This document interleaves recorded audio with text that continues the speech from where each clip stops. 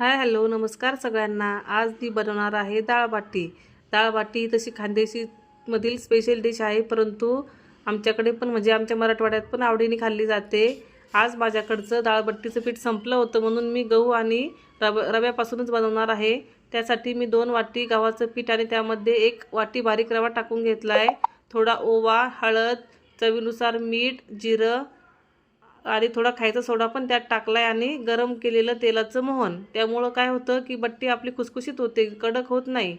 आणि हे पीठ सगळं असं मळून घेतलंय, घट्ट असा गोळा मळून घेतलाय, जास्त पातळ नाही।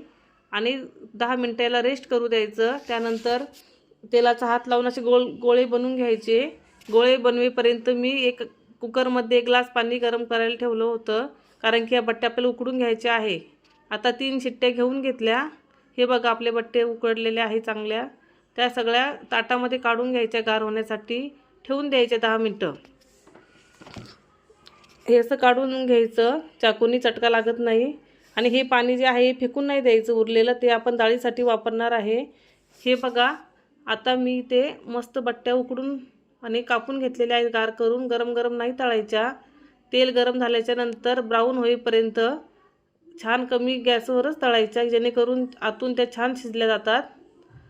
आता बट्ट्या तयार आहे। आता आपण बनवून घेऊ आंबट गोड डाळ। त्यासाठी मी 2-4 हिरव्या मिरच्या, लसूण, चिंचेचा कोळ, किसलेलं सुकं खोबरं घेतलेलं आहे। आणि हे आबडधोबड मी आता वाटून घेणार आहे। जास्त बारीक नाही करायचं, कारण की जास्त बारीक केलं की डाळ एवढी छान नाही लागत। असंच आबडधोबड कुटायचं। आता कढई तापायला ठेवली आहे, त्यामध्ये तेल टाकून घेतलं। तेल टाकल्याच्या नंतर मोहरी तडतडून घ्यायची, जिरं टाकायचं। जिरं टाकल्याच्या नंतर कढीपत्ता पण टाकून घ्यायचा। थोडीशी कोथिंबीर टाकायची।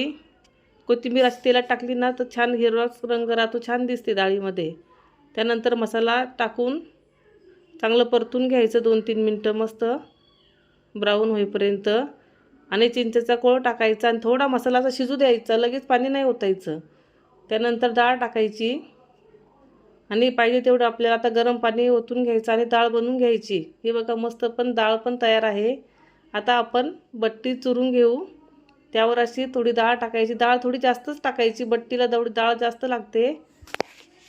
डाळ टाकून घेतल्याच्या नंतर मस्तपैकी थोडी जास्त डाळ घ्यायची, कारण खायला पण छान वाटतं ते, जास्त कोरडं कोरडं नाही होत। आणि त्यावर थोडी तुपाची धार टाकायची आणि मस्त बट्टी आता खाण्यासाठी रेडी आहे। या खायला। बाय।